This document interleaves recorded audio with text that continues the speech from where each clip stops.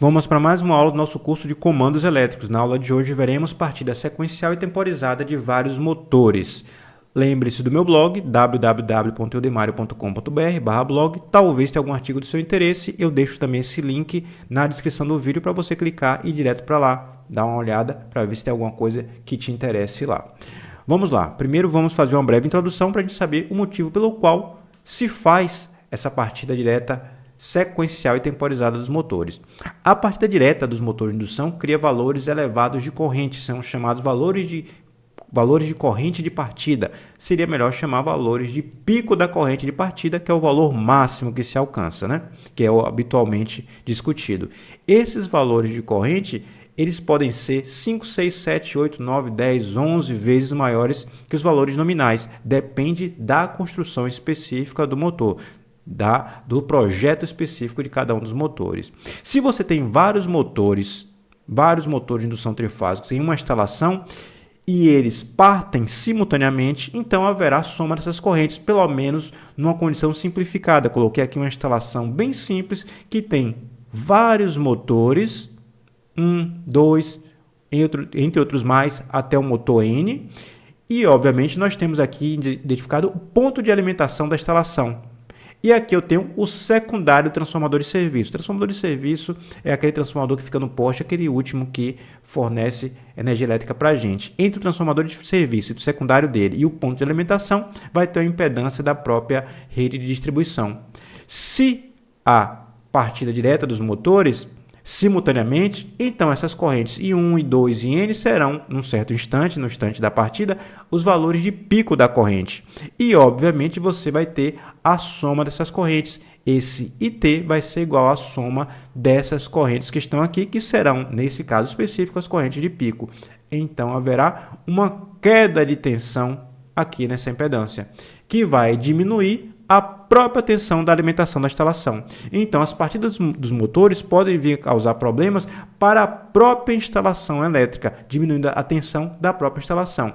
Então, se você tem uma carga que está partindo e está diminuindo a própria tensão, há grande chance de você criar problemas por causa desse afundamento de tensão. Quero lembrar que nem todas as cargas são motores. Você pode ter outras cargas que sejam mais sensíveis. Carga geralmente te representa assim de forma genérica, que sejam mais sensíveis à queda de tensão. Além do mais, no ponto de alimentação você pode ter outras instalações. Por exemplo, o seu vizinho. Você pode ter aqui o seu vizinho, outro vizinho em paralelo com você. E você pode vir a criar uma queda de tensão grande, inclusive prejudicando o seu vizinho que está em paralelo com você. É por isso que a gente deseja fazer não a partida simultânea, quando você tem motores de grande porte, motores que possam causar esse tipo de problema de queda de tensão. Você prefere fazer a partida de um por vez. Parte o primeiro, tem um valor de pico, depois você parte o segundo, ele tem o seu valor de pico depois que o valor de pico do primeiro motor já acabou, depois você parte os demais motores na sequência. Então, parti-los de forma sequencial e temporizada com automação é uma alternativa. Por que com automação? Porque você pode partir de forma temporizada contando com um cronômetro, né? Partir o motor, conta 10, 15, 20 segundos e depois parte o segundo e parte o terceiro e assim vai. Mas seria melhor fazer de forma automatizada. Aperta um botão e todos eles partem de forma sequencial e temporizada com um único aperto de botão. Vamos aqui a um diagrama que eu fiz para a minha necessidade. Qual a minha necessidade? Eu estou dizendo que o meu processo, porque eu decidi fazer dessa forma, e eu estou julgando que essa é uma boa forma didática de te explicar algo, esse meu processo exige que os motores partam e que operem todos eles simultaneamente. Ou seja, eu não tenho como desligar cada um deles individualmente. Pode ser que você precise partir os 3 motores de forma sequencial e desligar cada um deles individualmente.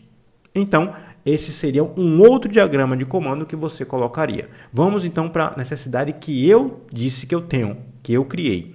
Aqui só o destaque que é habitual que a gente coloque F1, F2, F3 para cada um dos fusíveis. Aqui seria 3, 4, 5, mas eu tratei aqui como uma caixa trifásica. Outra coisa que é habitual é que o relé teletérmico a gente escreve RT, mas tem uma norma que diz que que os dispositivos de proteção devem colocar o F. Então isso não deve causar problema nem estranheza. Para o relé temporizador, eu decidi colocar aqui o D, que é uma letra usual. Mas isso aí fique por conta para fazer de acordo com as exigências da sua disciplina ou do seu emprego, das normas que seu emprego determina para você. 3 motores, quero parti-los de forma sequencial e depois quero que eles operem simultaneamente. Eu não quero poder desligar cada um deles separadamente. Vamos então por partes. Aqui eu tenho o dispositivo de proteção, como ele deve operar simultaneamente. Se houver sobretemperatura, sobrecarga em qualquer um deles, eles devem desligar todo o sistema. Então, notem aqui que cada um dos relés térmicos deles, cada um dos relés pode desligar todo o sistema, abre todo o sistema. Se um está em sobrecarga, todo o sistema vai ser desligado. Aqui eu tenho a chave para desligar todos eles simultaneamente, se eu assim quiser. Aqui um botão, na verdade, né? E aqui o botão de emergência, para desligar todos em condição de emergência. Aqui eu tenho o botão de ligar o meu processo de partida sequencial e temporizada. Vou colocar aqui uma cor de maior destaque, uma cor diferente, botar aqui um dourado e venho e ligo esse botão. O botão S3. Ligo o botão S3 e ao ligar o botão S3, eu energizo a minha bobina K1. É a única que vai ser energizada porque todos os demais circuitos estão aqui com as chaves em aberto. Energizo a bobina do contator K1 e, obviamente, o motor K1, o primeiro motor, o motor 1, melhor dizendo, ele parte, porque vou fechar aqui esse contato. Ligo também o contato auxiliar de K1, que garante o selo. Aí eu posso tirar o dedo de S3 e o motor vai continuar ligado.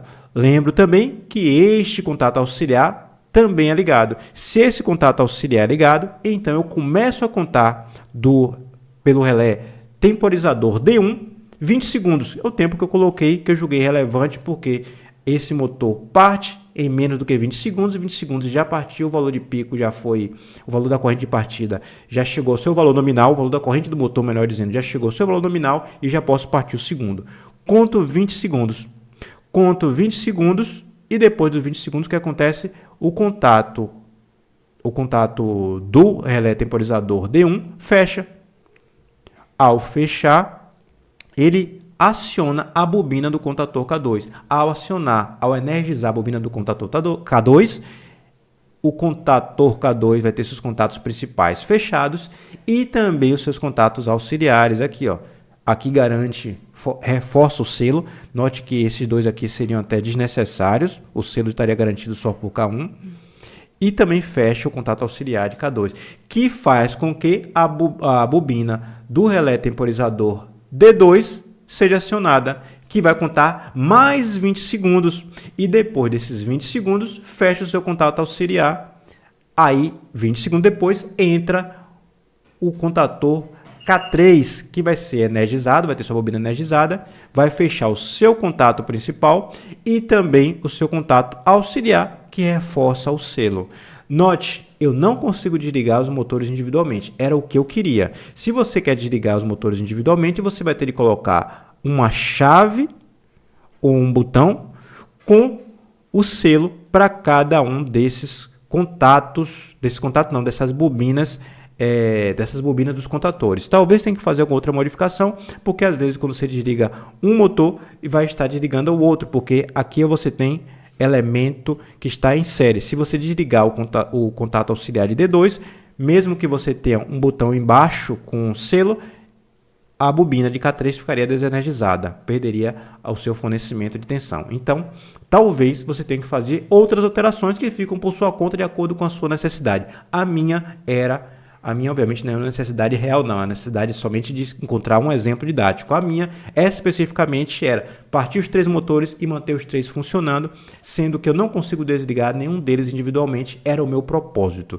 Entendido isso aí, você está livre para fazer as alterações que você quiser, usando esse exemplo como base. Somente para que a gente tenha um resumo a respeito do que a gente viu na aula de hoje, a gente viu que é uma prática habitual fazer projetos para que motores não partam simultaneamente. Com que propósito? O propósito deles não partirem simultaneamente é diminuir o pico da corrente drenada pela instalação. Cada um dos motores vai ter a sua corrente de pico. O propósito é que a corrente de pico da instalação seja diminuída, porque os picos das correntes dos motores individualmente vão ocorrer em tempos diferentes. Fazer uma partida sequencial e temporizada é uma alternativa para que este propósito seja alcançado. E assim a gente terminou a aula de hoje. Eu te aguardo na próxima aula do nosso curso de comandos elétricos e outros cursos mais do canal. Até breve!